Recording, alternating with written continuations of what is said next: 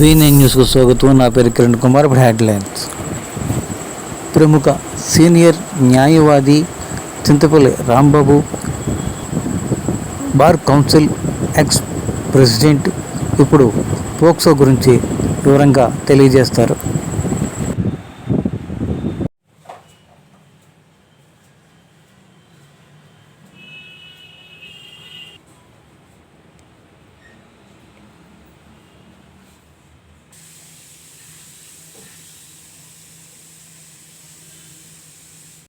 నా పేరు చింతపల్లి రాంబాబు, విశాఖపట్నం న్యాయవాదుల సంఘం మాజీ అధ్యక్షుడిని, అంటే 23-24 సంవత్సరం అధ్యక్షుడిని.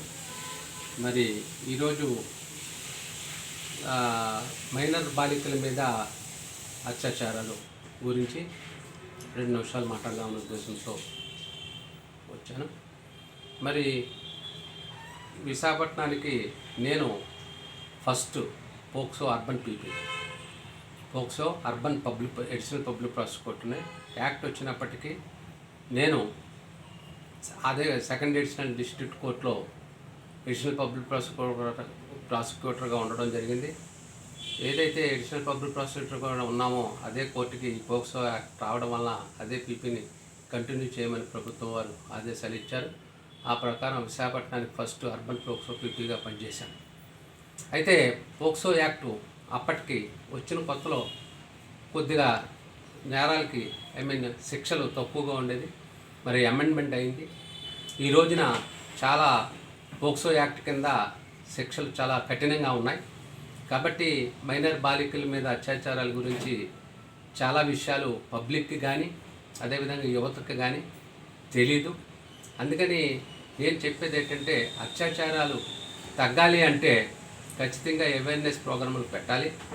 అవేర్నెస్ ప్రోగ్రాములు అంటే కాలేజీల్లోనూ అదేవిధంగా హై స్కూల్స్లోను యూనివర్సిటీలో కూడా క్యాంపులు పెట్టి ఈ పోక్సో యాక్ట్ గురించి అవేర్నెస్గా అడిషనల్ పీపుల్ని, సీనియర్ న్యాయవాదుల్ని, క్రిమినల్ న్యాయవాదుల్ని, అదేవిధంగా అవసరమైతే లీగల్ సెల్ న్యాయమూర్తుల్ని కూడా పిలిచి వారికి అవేర్నెస్ ప్రోగ్రాం జిల్లా అంతటా, అంటే సిటీ అంతటా జిల్లా అంతటా కూడా ఇస్తున్నారు.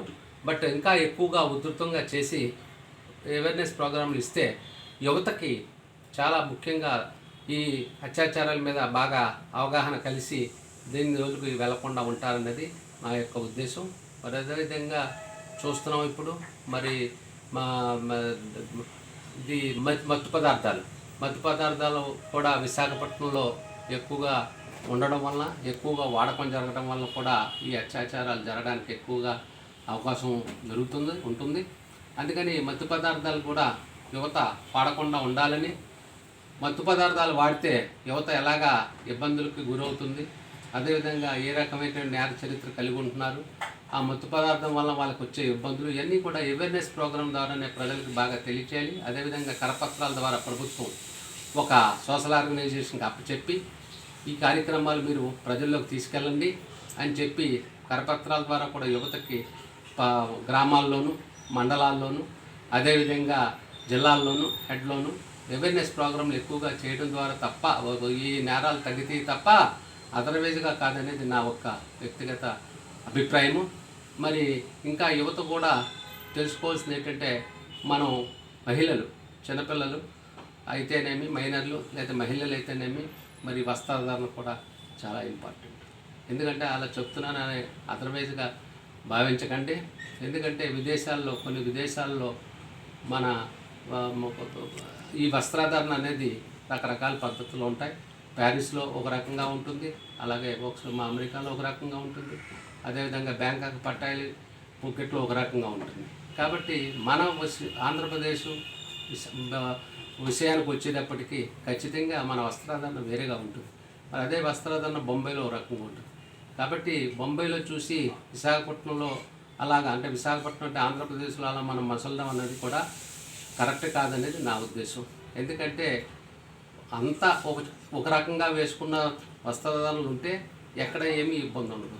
కానీ ప్రపంచంలో కొన్ని దేశాల్లో ఒక రకంగాను, రాష్ట్రాల్లో ఒక రకంగాను, మన రాష్ట్రంలో ఏ రకంగా ఉన్నదో ఆ రకంగా ఉంటే తప్ప విదేశాల్లో కొన్ని దేశాల్లో ఉన్నట్టుగా ఇక్కడ ఉండాలంటే దీనివలన ఇబ్బంది అవుతుంది, సమాజంలో ఇబ్బంది అవుతుంది.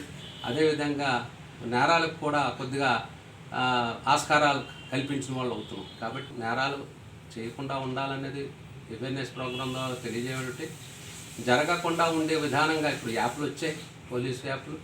అదేవిధంగా ఎక్కడికి వెళ్తున్నాం అని చెప్పి కార్లు ఎక్కినా మన ఇది వచ్చినా చక్కగా ఎప్పటికప్పుడు ఇంటికి న్యూస్ వెళ్ళే విధానాలు వచ్చాయి. కాబట్టి మనం కూడా కొద్దిగా ఆ కార్యక్రమంలో కొద్దిగా మనం తగ్గి ఉంటే చక్కగా ఉంటుందనేది నా ఉద్దేశం.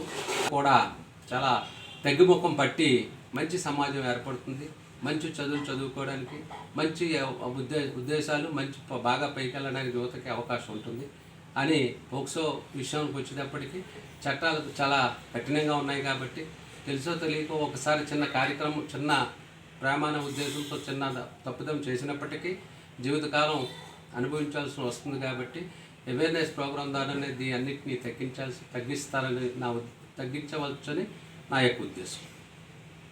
మనం ఏ రకంగా ప్రవర్తిస్తామో పిల్లలు చిన్నప్పటి నుంచి కూడా మనల్ని చూస్తూ అవలంబిస్తూ పెరుగుతారు.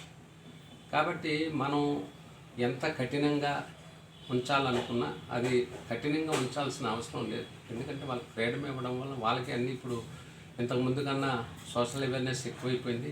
పిల్లలకి మహిళలు కావచ్చు, అబ్బాయిలు కావచ్చు, అమ్మాయిలు కావచ్చు, వాట్సాప్ల ద్వారా అయితేనేమి, యూట్యూబ్ల ద్వారా అయితేనేమి, ఏదైనప్పటికీ త్వరగా మెచ్యూరిటీ వస్తుంది. కానీ మెచ్యూరిటీ వచ్చినప్పటికీ వాళ్ళకి మనం చెప్పవలసిన మనం ఏ రకంగా అయితే మనం ఉంటామో అది చూసి వాళ్ళు నేర్చుకుంటారు. కాబట్టి ఆ ప్రకారం మనం నడుచుకుంటే పిల్లలు బాగుంటారనేది నా ఉద్దేశం. 1వ తరగతి నుంచి 10th ఇంటర్మీడియట్ వరకు సుమారుగా పిల్లలందరూ తల్లిదండ్రుల దగ్గరే ఉండి చదువుకుంటుంటారు. సుమారుగా 80% హాస్టల్లో ఉండి ఊటీలో అని కానీ, ఇంకొక బెంగళూరు అని కానీ హాస్టల్స్లో ఉండి చదువుకునే పిల్లలు తక్కువ ఉంటారు శాతం. బట్ ఇంటర్మీడియట్ తర్వాత వృత్తి కోర్సులోకి వెళ్ళిపోతారు. కాబట్టి మన ఊళ్ళో ఉండవు. కాబట్టి ఇంచుమించుగా అందరూ కూడా తల్లిదండ్రులకి, గురువులకి దూరంగా ఉండే అవకాశం ఉంటుంది. అక్కడ ఏమవుతుందంటే వాళ్ళకి ఇండివిజువల్గా స్వేచ్ఛ రావడం వల్ల ఆ స్వేచ్ఛని చక్కగా ఉపయోగించుకొని పైకి వచ్చిన వాళ్ళు ఉన్నారు. ఆ స్వేచ్ఛ భావాలతో కొద్దిగా ఈ అవేర్నెస్ ప్రోగ్రామ్ వల్ల తెలియక కొంత యువత పాడవడం వాస్తవంగా ఉంది. కాబట్టి ఎక్కడైతే హాస్టల్స్ ఉన్నాయో, ఎక్కడైతే యువత తల్లిదండ్రులు కాకుండా వేరేగా ఉంటున్నారో అక్కడ అవేర్నెస్ ప్రోగ్రాంలు, తర్వాత ఈ ఏ రకంగా మనం మసులుకుంటే వృద్ధిలోకి వస్తాం అనే విషయాలు మనం కొద్దిగా ఎక్కువగా ప్రభుత్వం వారు కాన్సన్ట్రేట్ చేసి వారి మీద దృష్టి సారించి అక్కడ ప్రోగ్రాములు పెడితే సక్సెస్ఫుల్ అవుతుందని నా ఉద్దేశం.